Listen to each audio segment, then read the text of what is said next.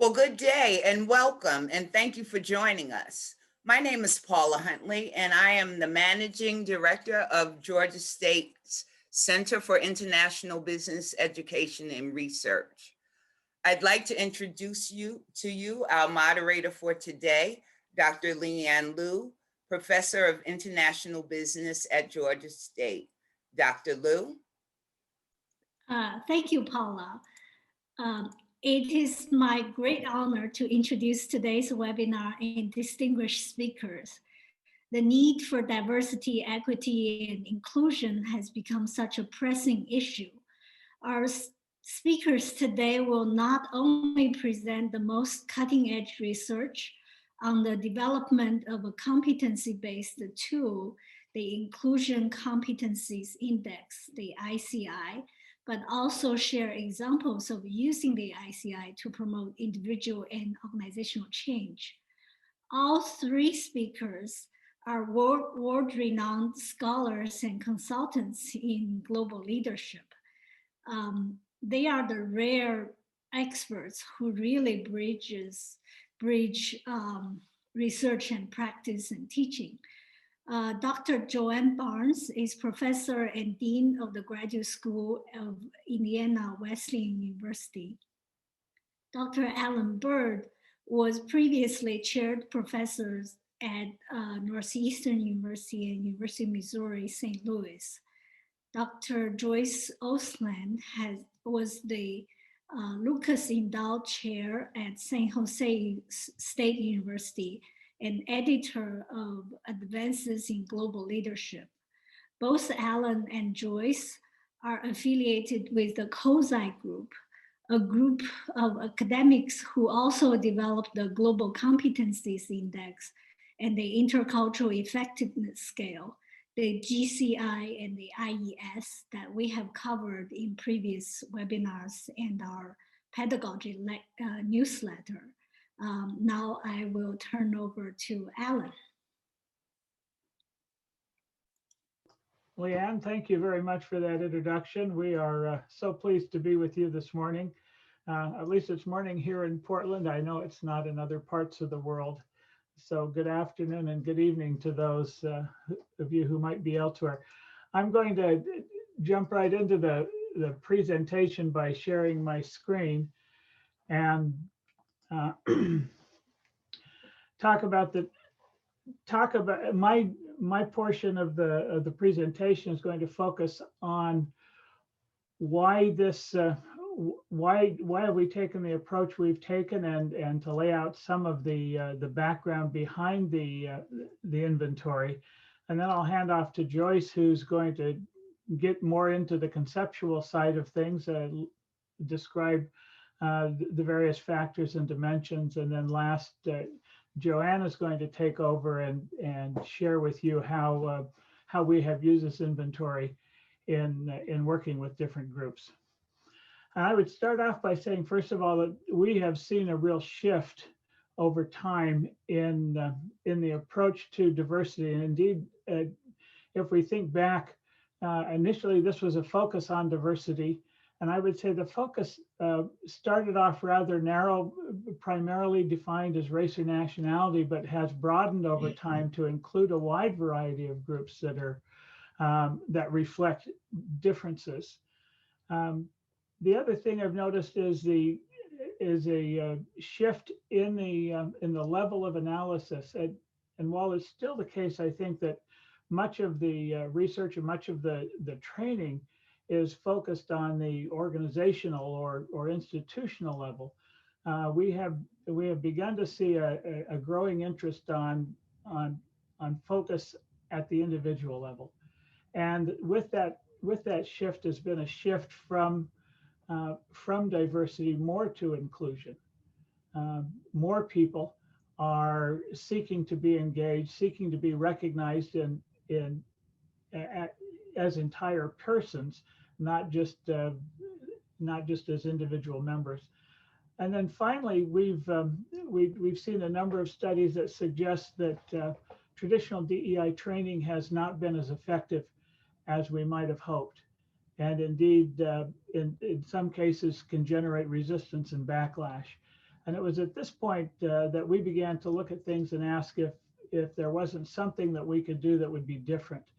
And so what we propose is to come at this from an intercultural approach, to approach these differences as group differences that reflect differences in cultures, and to adopt theoretical approaches drawing upon positive psychology and cognitive behavior theory. And that led us to a focus on competency development. How can we help individuals develop the competencies to be effective at inclusion? And this, we found, leads to greater personal growth and also facilitates organizational change. So why focus on diversity, equity, and inclusion? This is one of those slides where it's like, do I have to tell people this?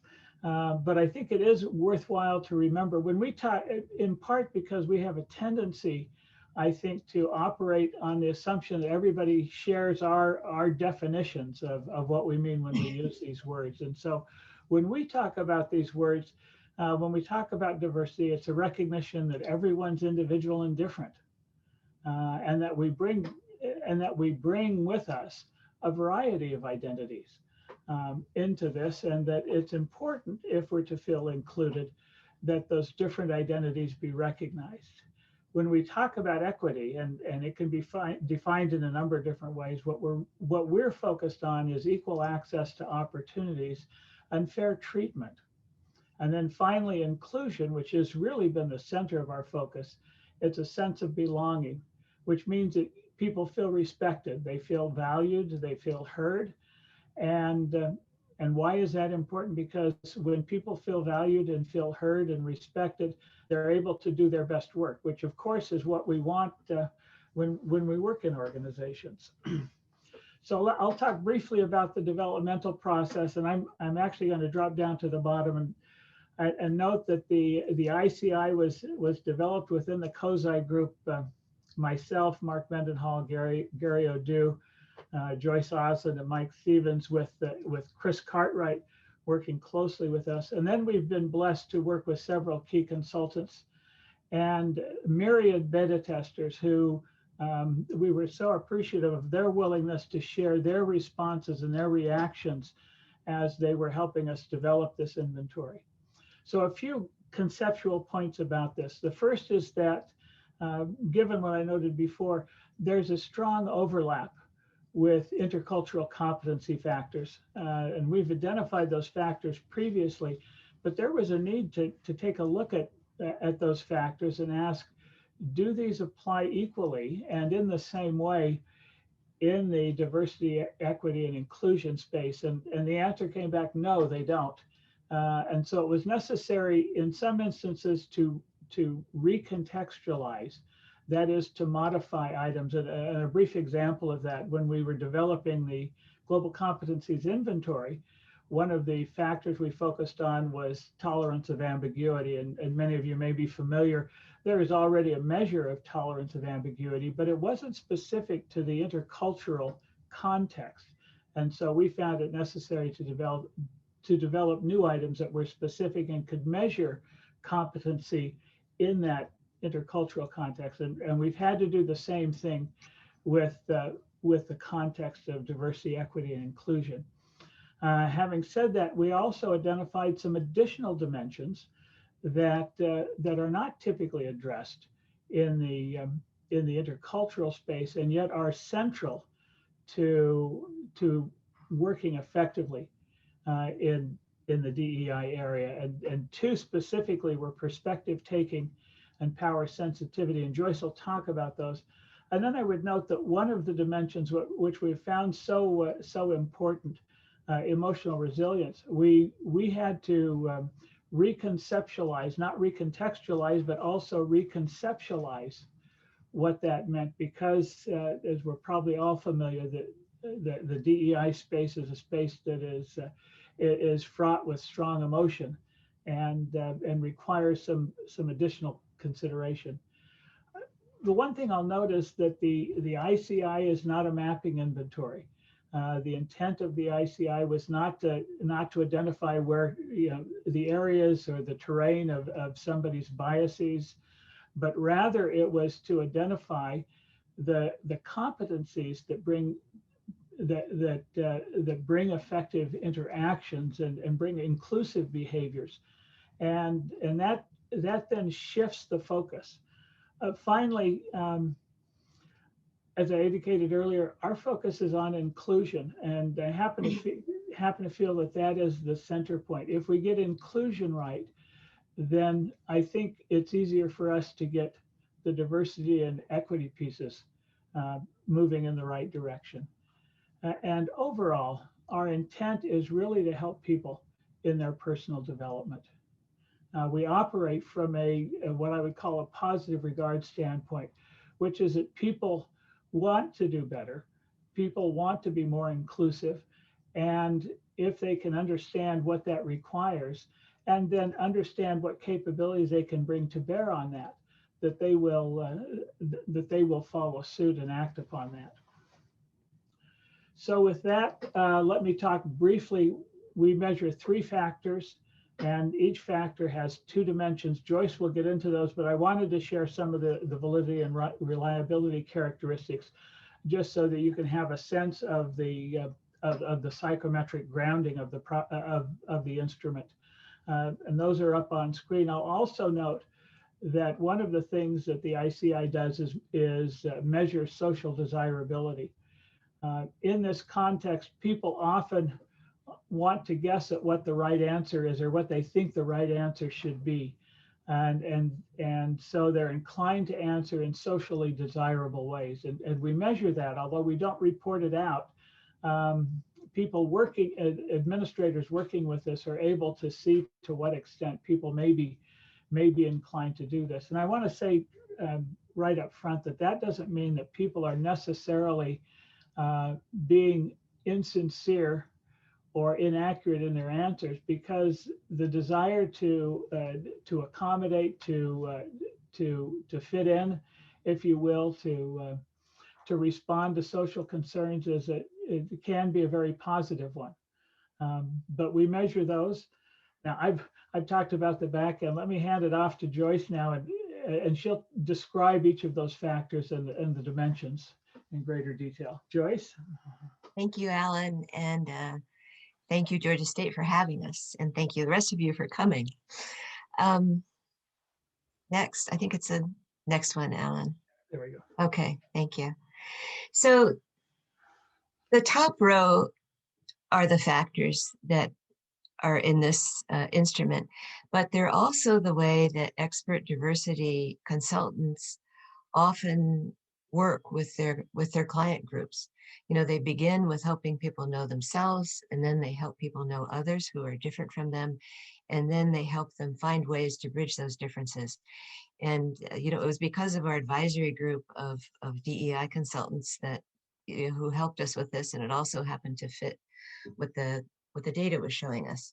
So in addition to these areas, and I'll go in depth in these in just a second, there's also the overall ICI score, which is generated by combining the scores of all of them and then comparing them to everyone in the database.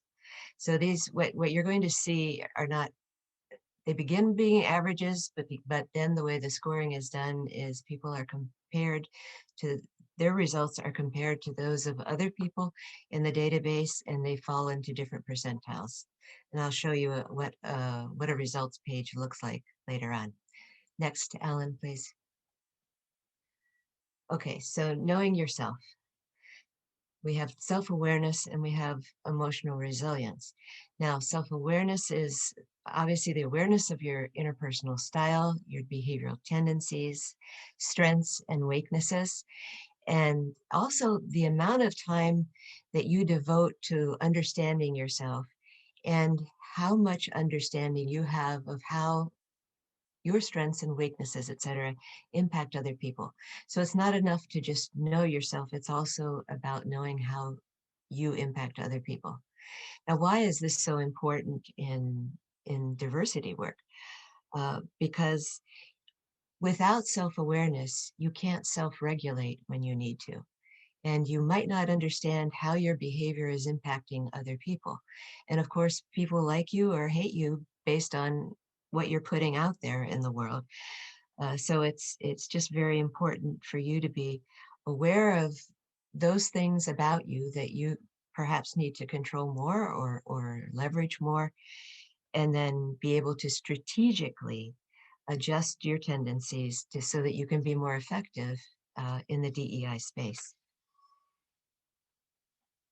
The second one, emotional resilience, is awareness of your level of emotional strength and ability to cope and to get over things quickly.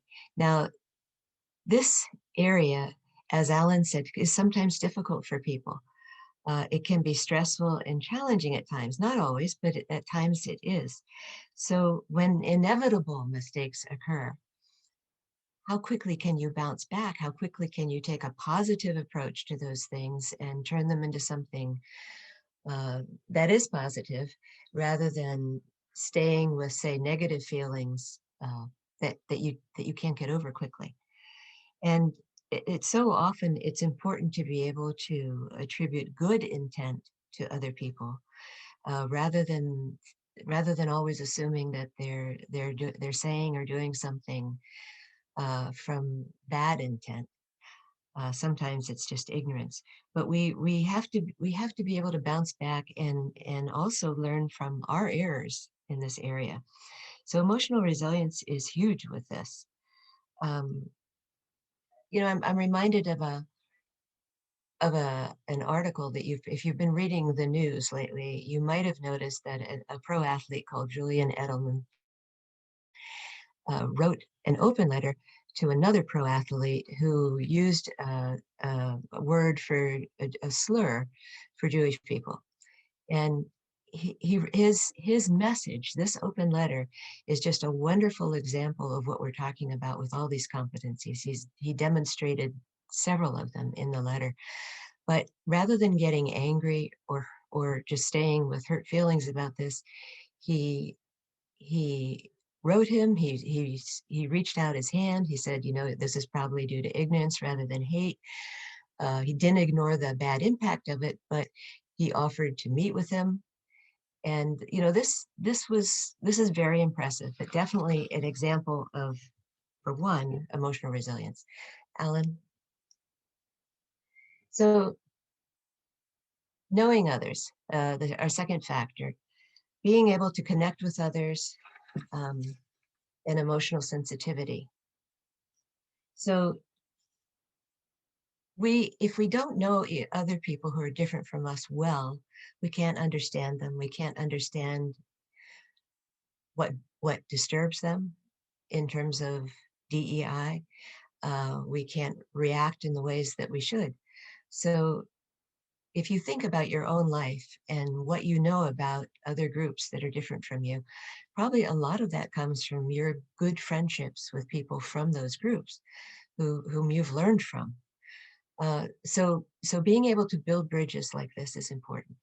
And then the second dimension in this factor is emotional sensitivity, which is your ability to read other people well. So why is connecting with other people so important? I mean, I've alluded to that already to some degree, that in order to interact with people well, we really have to have a deep understanding of them and know what they're thinking. And positive contact among diverse groups can reduce prejudice and conflict. We know that from research. But we can also learn valuable, diverse perspectives about DEI from our relationships with other people. Now, emotional sensitivity is crucial in this area because we have to be able to read people. And the more different people are from us, the more we have to be able to read them, because we can't make any assumptions that they're feeling the same way we're feeling, or viewing things the same way we're viewing things.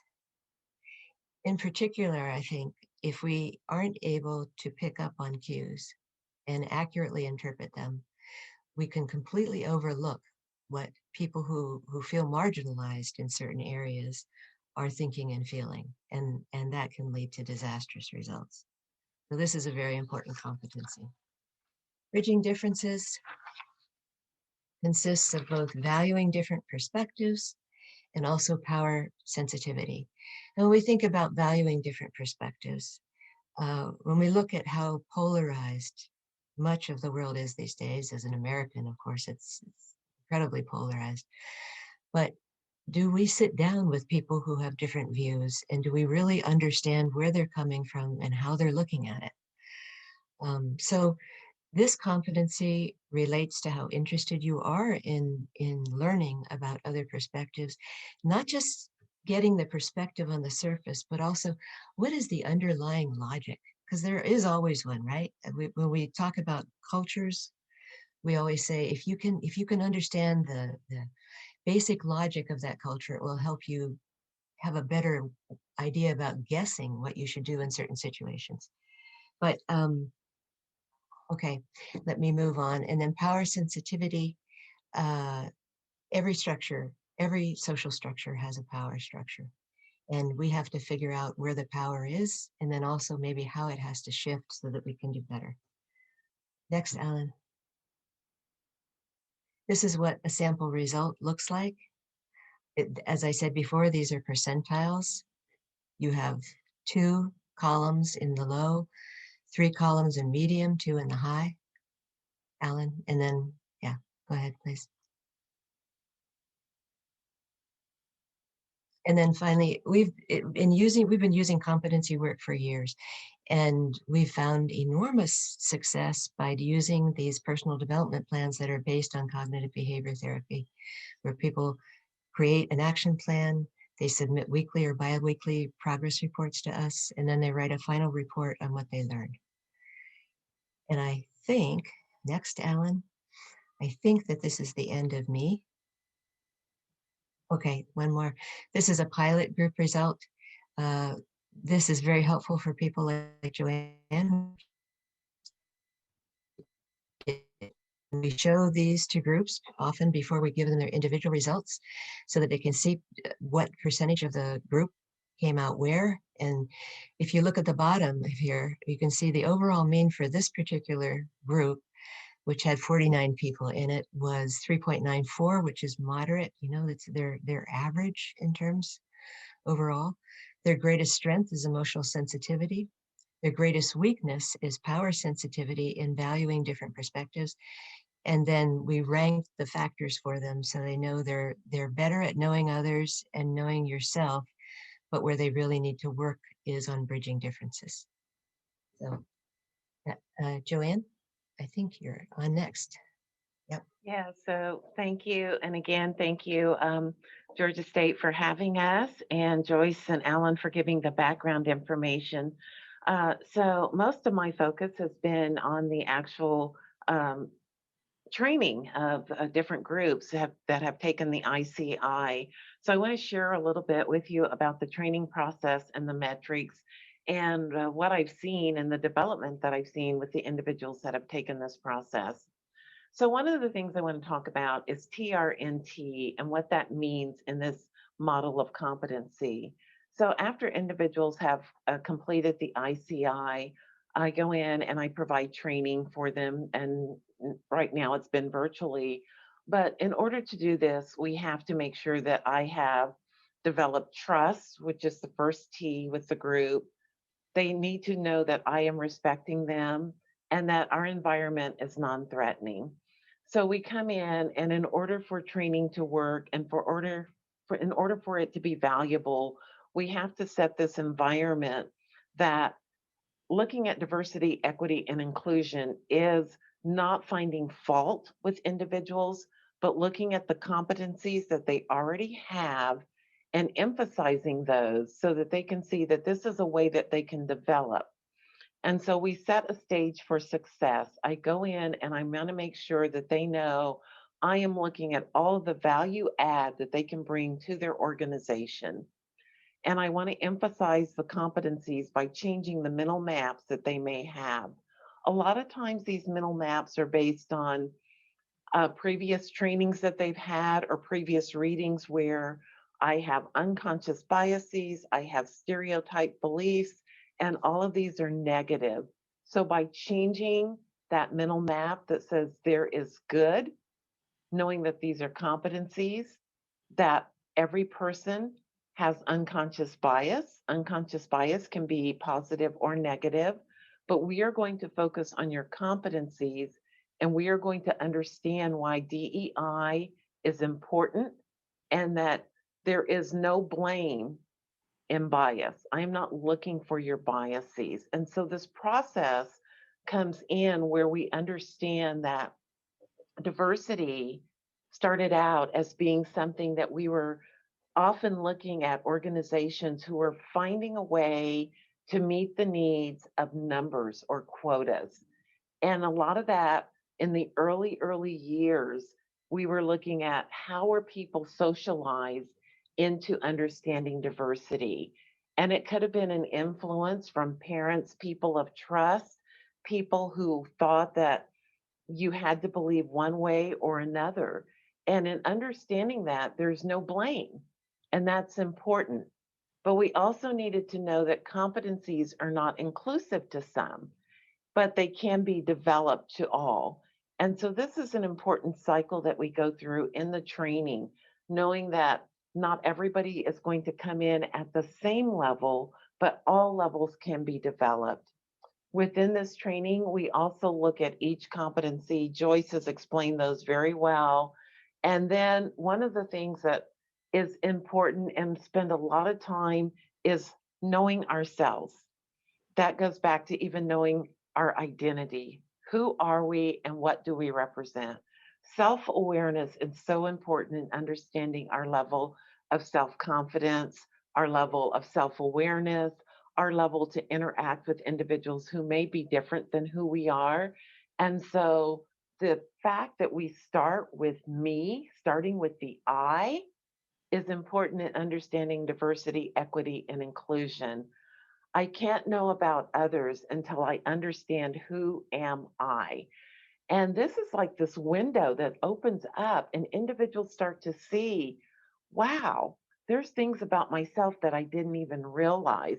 If you can remember the Johari window, that blind spot, it actually becomes a non-blind spot. It becomes a window of seeing into yourself and seeing why I may have this emotional reaction to somebody that is not quite like not like me. And it's important that we understand why we're acting that way. And so we do this deep dive in the training of understanding who I am. So there's activities that we do saying, why do I act a certain way? Why do I speak a certain way? Why do I fear certain individuals? And this is understanding competency versus unconscious biases and why we have them. And then moving into the next phase, I start to look at where are we and why we're there. And so our coaching actually starts with some of the ones that I have done. They've been one-on-one coachings with the search committee. We had 17 individuals that were looking at a presidential search, and 10 of those have done one-on-one coaching. Universities, 14 of the 15 participants are involved in one-on-one coaching. And then healthcare, we had 49. You saw some of their results. 5, and actually that number is up to 10 today, are making appointments for one-on-one coaching. The personal development plans are this richness of individuals who are saying, you know what, I need to go deeper now that I've seen my results. Those are still growing, but that's where I'm meeting with individuals one-on-one. And a lot of us are spending time in the area of self-awareness and power sensitivity. Those are the things that we really need to develop more, and especially as leaders, we need to understand how our power can impact equity, especially within the organization. So we're spending time on that area, and those are individuals are seeing a realization on what that looks like and why it's important to understand. And so in process, we have regional healthcare systems with 35 participants that are kind of waiting in the wings, and we're growing in that area. Next slide, Alan. So I just want to share some of the things that we have realized in this training. Before they did the ICI, there was a huge lack of self-awareness. Individuals were seeing how they were impaired when they were actually looking at applicants. I just had a one-on-one session with an individual yesterday, and in this session, she shared with me that now they went back and they reviewed applicants that they had thrown out because of diversity and equity. And they're starting to look at the qualifications and some of the things that they said were mandatory. And they said, you know what, that's not equitable treatment. And their self-awareness was not letting them see what was equitable and what was equality. And so now they're understanding that. The internal communications between the group was strained. And so now they're able to communicate better. And they were unable to understand the emotional triggers. So some of the things that they saw, I have biases and I need to be able to talk about those openly. Our level of self-awareness impacted how receptive we were to diverse candidates and why we were putting boundaries on these diverse candidates, and how they were holding things in because they didn't want to be perceived a certain way, or they didn't want to be perceived as negative during conversations. So self-awareness is actually starting to go up. So next slide, please. In healthcare and university, some of the things that we learned is that we have to be more receptive to bridging our differences. Knowing what our differences are begins in knowing who we are. One of the biggest things that we are uncovering is what is the difference between equity and equality. Our treatment of being equitable is not the same thing as serving with equality. And our ability to know what our power brings to those that we are leading has been eye-opening, especially in healthcare. An example of doing this is, how are we treating the members of our team? If our members of our team are not speaking up, why do we treat them different? Are we inviting them to all of the meetings and giving them a seat at the table, but ignoring them when they speak up because they're different? So these are some of the things that we have looked at and we have been engaging with. And these are some of the one-on-one conversations that I'm getting requests for.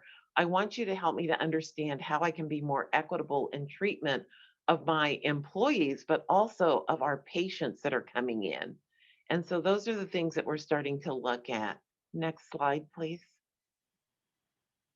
So as we look at equity and equality, I want to share a short video with you because this really paints a picture of what the differences are and how to bring meaning to these two words that get lost in our organizations. Today, we are talking about equity and equality.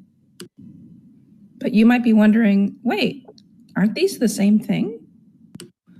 They look the same, they sound similar, so aren't they the same? No, in fact, they're really different concepts, even though a lot of us get the two confused. So let's break them down. You probably already know what we mean when we say equality. We're talking about two things that are the same or have a similar value. When we treat two people or two groups of people equally, we make sure that they have or get the same things. For example, if I want to give Betty some apples, then I need to give Ben the same number of apples to treat them with equality. Along the same lines, if I want to give the nursing program a budget increase, then I need to make sure that I give the culinary arts program the same budget increase to treat them with equality. That makes sense. But that's not the same thing as equity. Equity can be defined as giving everyone what they need to be successful. In other words, it's not giving everyone the exact same thing. And here's where the difference between equity and equality really come in, because it's important to remember that if we give everyone the exact same thing, expecting that we'll make people equal, it assumes that everyone started out in the same place. So here's an example. In this instance, we give everyone the exact same box, we treat them with equality, so that they can see over the fence. Well, that's great for the person on the left because they were already taller, but it's not so great for the person on the right who still can't see over the fence. From an equity perspective, We wouldn't want everyone to have the same size box because everyone isn't the same height to start out with. With an equity mindset, we would get everyone what they need to raise them up to the same level. Here's another example. With equality in mind, we can treat everyone the same and give them all the same bike, but that doesn't really help the person on the left who can't ride that kind of bike, or the person in the middle that is too small for that bike. So when we think about this situation with equity in mind, equity tells us that we need to give everybody a different kind of bike so they can all enjoy a bike ride. As you might guess, this is where the concept of fairness gets tricky for some folks. We often think that being fair means that everybody gets the same thing, and that's what we were taught when we were growing up. But fairness really only works when we're all the same to start out with. So this is a new idea for many of us to think about. There is this great American saying that people just need to work hard enough and pull themselves up by their own bootstraps. It's this idea that everyone can be successful if you just work hard enough. Well, that's a lot easier to do when some of us were born with longer arms to pull up those bootstraps, or maybe we were given longer bootstraps when we bought our boots. So let's think about moving away from the bootstrap idea and instead think about shoes. There is a quote by Nahid Dasani that goes, "Equality is giving everyone a shoe, but equity is giving everyone a shoe that fits."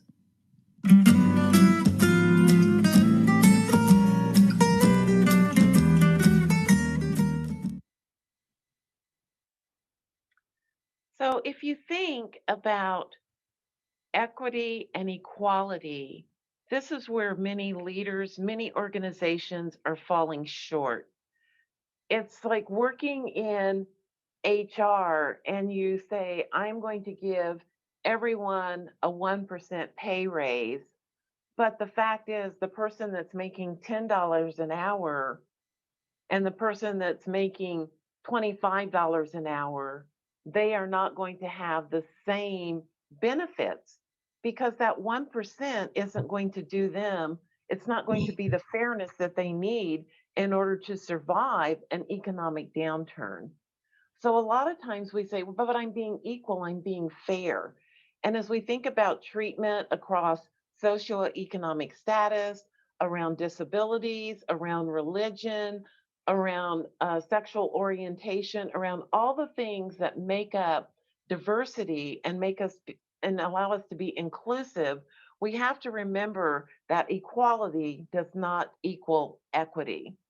So as we look at our inclusion competency inventory, the three main ideas, the three main categories is that we need to know ourselves. Self-awareness is important. As we interact with others, how quickly will we bounce back and be resilient? Knowing those others is connecting with others at a deeper level. You cannot just read about individuals and understand them. You need to make a connection and really be willing to listen at a level 2, listening. And that's not listening to judge, it's listening to learn. And be sensitive to what they're bringing to the table. Understand their feelings and why what you say may be hurtful. And valuing the different perspectives, because there is a background that they're bringing, and know how your power can impact them when you don't let them sit at the table and speak. So that is what I wanted to end with. And next slide, Alan.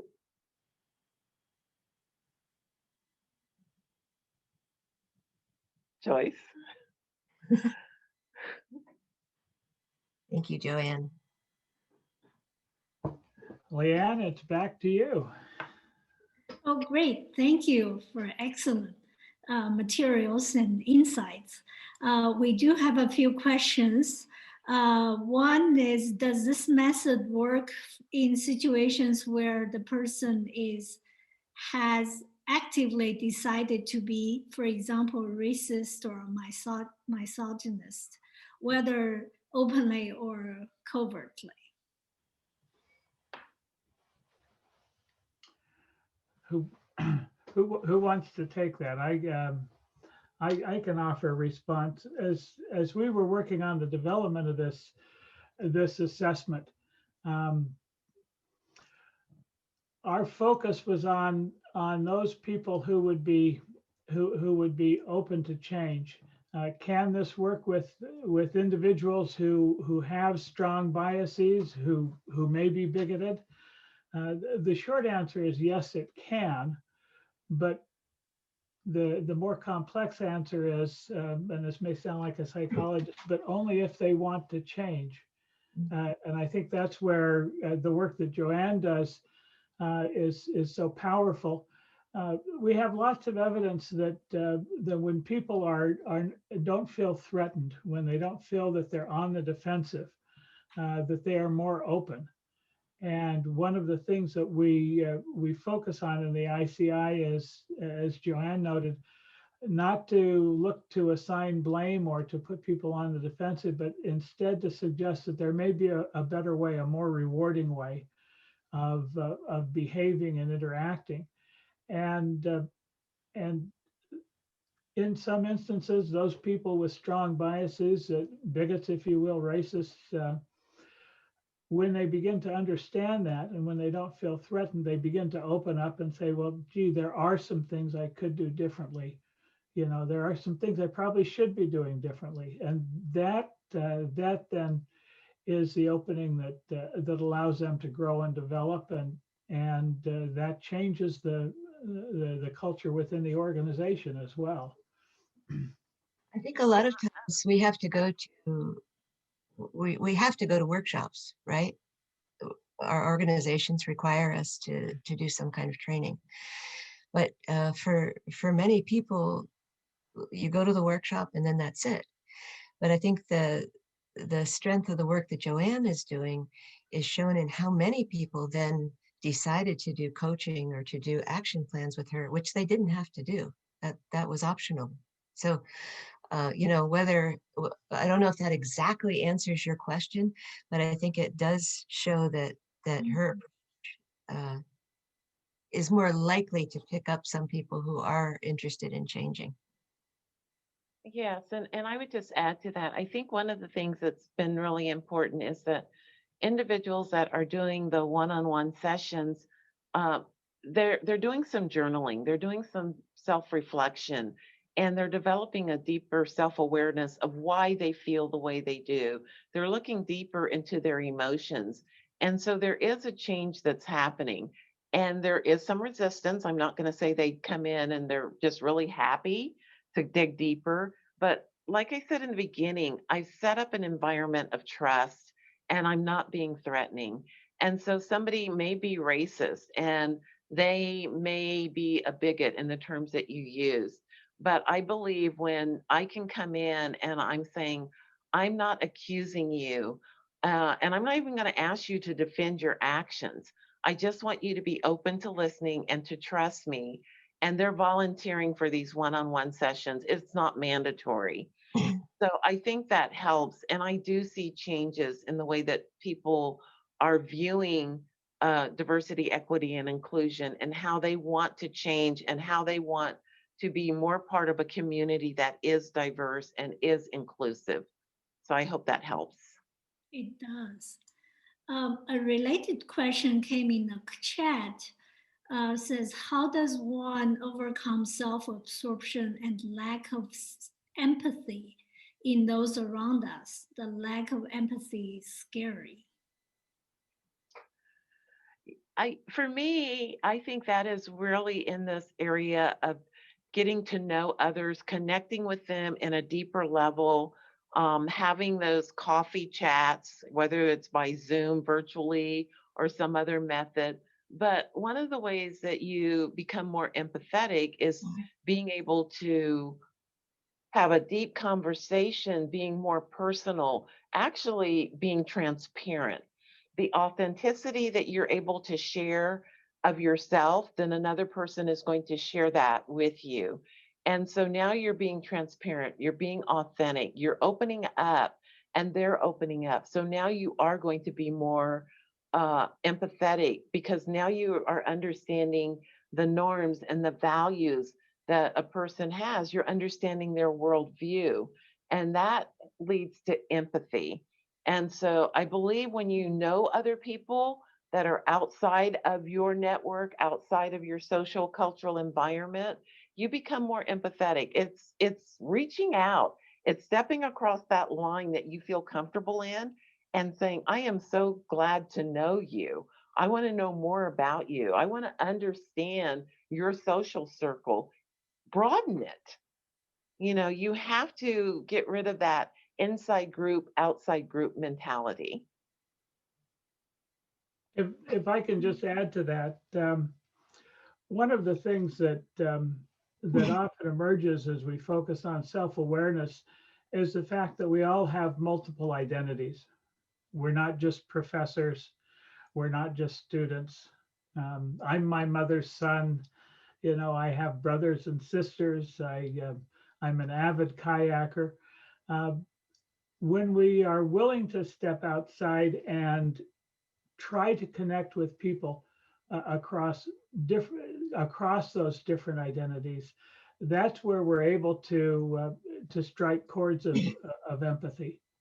You know, if we're I'm a sports fan. I love basketball. March Madness, you know, is coming on, and it doesn't matter who you are. If you have a favorite basketball team, a favorite college, we can certainly find common ground there. There are things we can share, and I think that is really important. But that's part of the self-awareness that Joanne talked about. If you don't understand those things about yourself, that sometimes your primary identity is the fact that you're a professor, and at other times your primary identity is the fact that you're a kayaker. If you don't understand that about yourself, then it's hard to recognize that in others. Joyce, have anything to add to that? Oh, just a quick note. I had an MBA student who was working on building empathy, and her personal development plan was to watch more carefully in meetings and try to figure out what people were feeling. And then she extended this to all kinds of other people, so much so that one of her daughters said, "Gosh, Mom, I don't think you've ever understood me this well." But it was a practice, and she did it all the time. And that's what I love about the personal development plan process. You can take a little behavior and work on it, and people can see results. So if you show empathy to others, hopefully the others who will reciprocate with empathy. Yes, I mean, even showing an interest, I think sometimes is enough to. We have several questions about application, how to use the ICI in classes. The first one comes from Iris Verdreau, who is teaching a course on leading for sustainability. She said is it possible it feels relevant, useful to use the ICI at the beginning of the course to discuss one's own approach to inclusive perspectives on climate crisis. Would you agree? Can it be used without the personal development plan? I mean, I think it can always be used without personal development, but it can also be up to people, because the personal development plan is always included in the feedback report. So there's an example, and then there's steps on how to do it. So it's really up to the individual too, whether they want to do it. But in terms of a professor, of course, you could just use it for to give them personal feedback, and also to help them understand what their group is like in terms of all these things. I think that's enormously helpful for groups, because I like to ask people, I like to show people the dimensions in our instruments and say, okay, which of these are the most important for your work? And they rank them, and then when we look at the results, then we compare that and see, okay, what does this tell us about what we need to focus on in order to be more competent?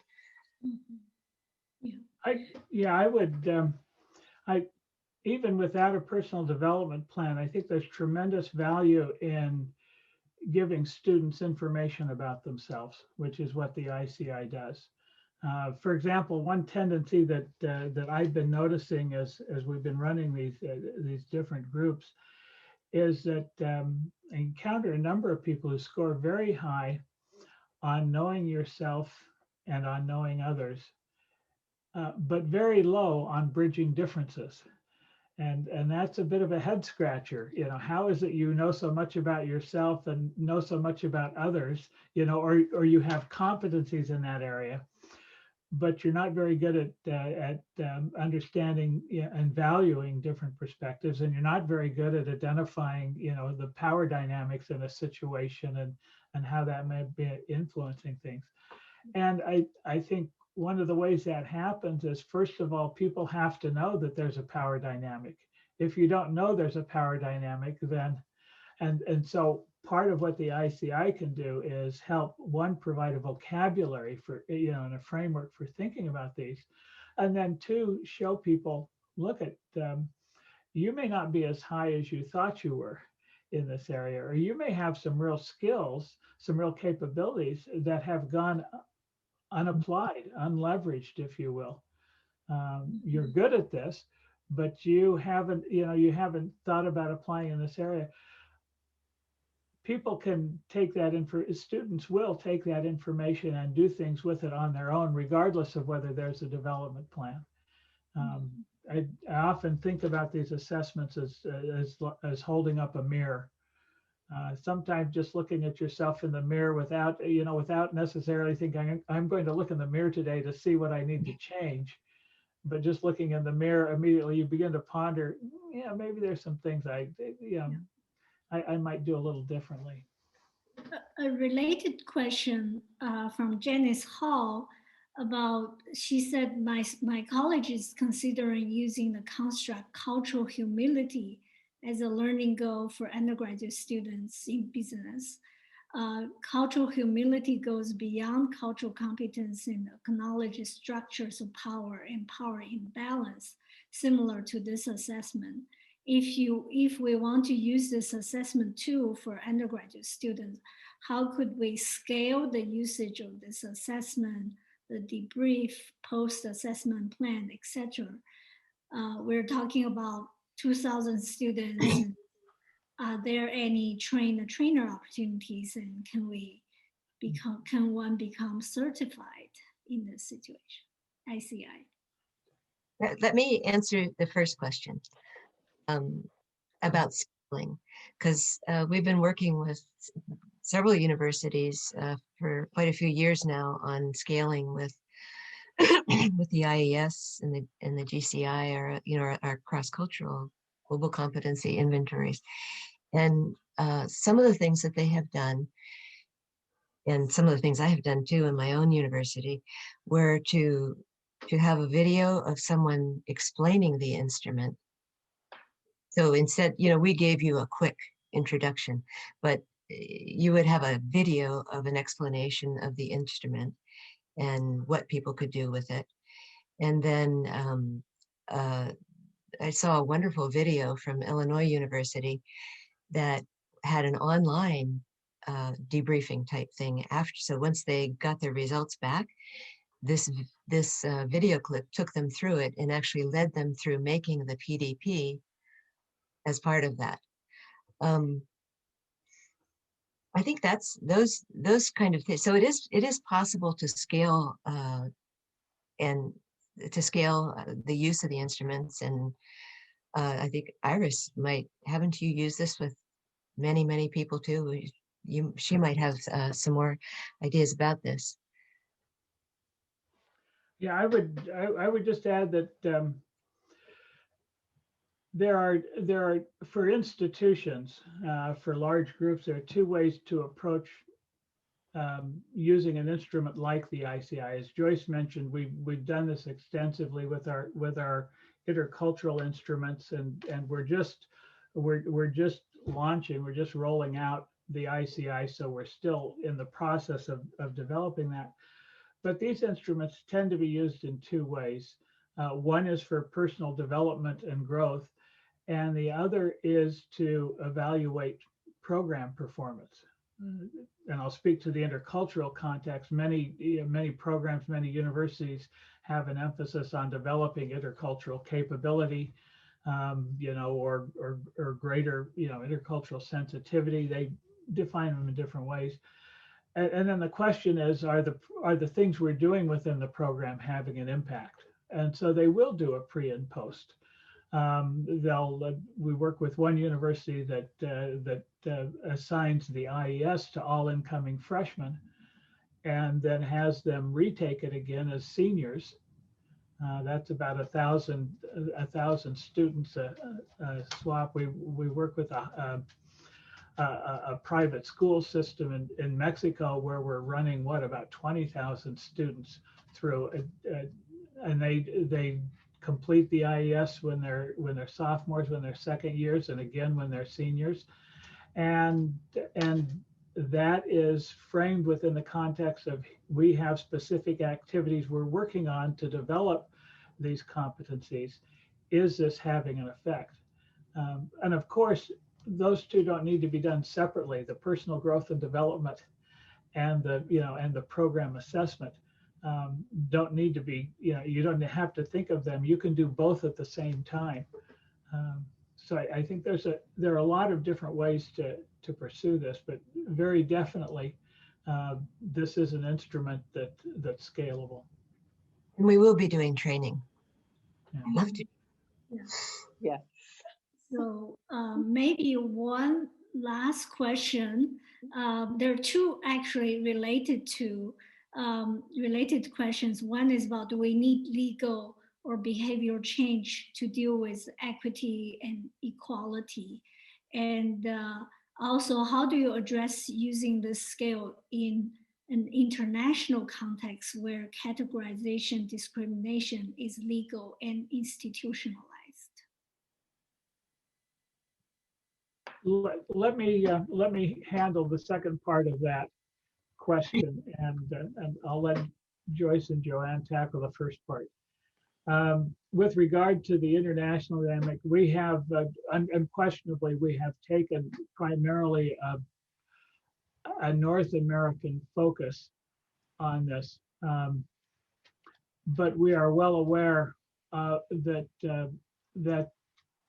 the trends, the developments, the timelines, or the movements around inclusion in particular have been growing. I've had conversations most recently with colleagues in Germany and France about what they're seeing. We will, right now the instrument's only available in English, but I anticipate that we'll be developing the instrument and for other languages and looking at how to introduce it. I'll say this, my colleagues outside the United States are often struck by how different the climate is in the U.S. around DEI, and so there's a growing awareness outside the U.S. It's not quite to the same extent that things have not moved in the same direction or to the same degree. But I do see this as an instrument that has applicability beyond North America.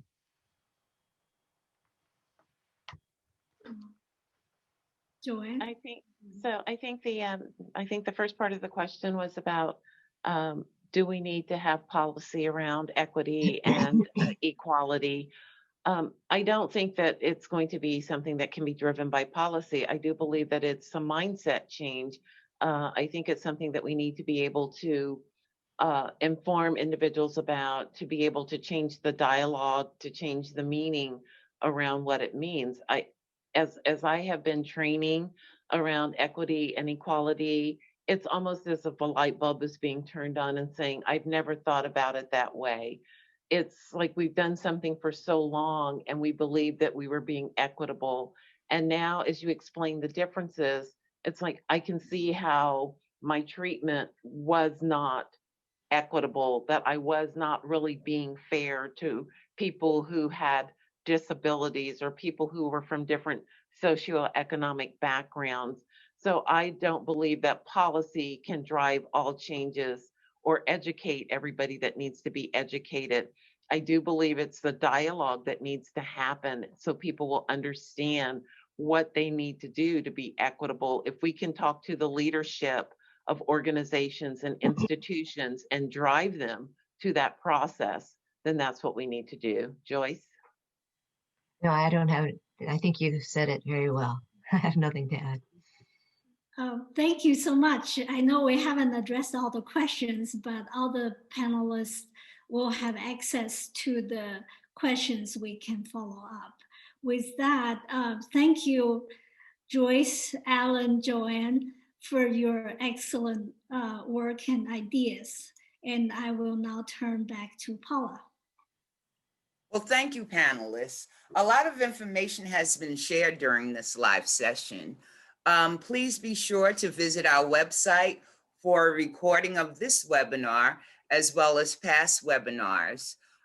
You'll also find information about upcoming webinars that we will be hosting. Our next webinar will be next Thursday, March 18th, on understanding contemporary China. Please take a moment now to complete our survey. And on behalf of GSU-CIBER and the entire MSI consortium, thank you very much for joining us and have a great day.